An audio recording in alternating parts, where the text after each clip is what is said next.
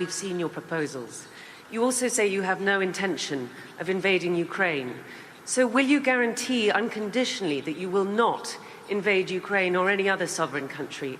Or does that depend on how negotiations go? And another question, what is it, do you think, that the West does not understand about Russia or about your intentions? Thank you.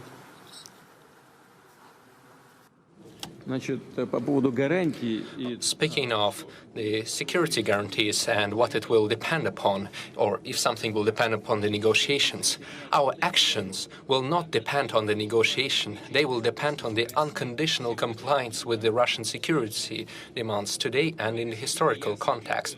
In this sense, we have made it clear that any further NATO movement to the east is unacceptable. There is nothing unclear about this. We are not deploying our missiles over at the borders of the US. No. On the other hand, the US is deploying its missiles close to our home, on the porch of our house.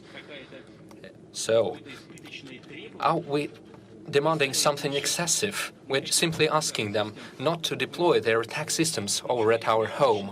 What is so unusual or peculiar about that? So, what would the Americans think if we, for example, decided to come to the border between, say, Canada and the United States or Mexico and simply deploy our missiles over there?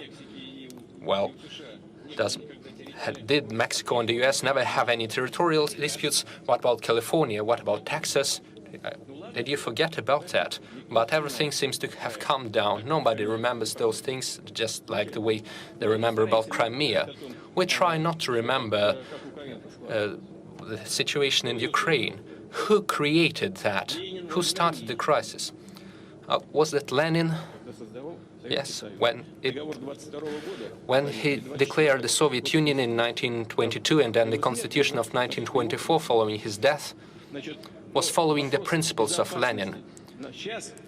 This is a matter of security, not just history. This is about security. It is not the negotiations that matter. It is the outcome, the result. I've reiterated this many times, and you're well aware that we said not an inch to the east. That was the NATO guarantee in 1990. So what became of that? They fooled us. We've seen 5 waves of NATO expansion. Now they're in Romania and in Poland, and they're deploying the relevant attack systems over there. That's what we're talking about. You should finally understand, we're not threatening anyone. We did not come to the US borders or to the UK borders. No. They came to our borders, and now they're saying that Ukraine will also join NATO and they will deploy their systems there. Or not just NATO, they will simply deploy it on a bilateral basis. They will deploy their military bases and their attack systems. That's what we're talking about.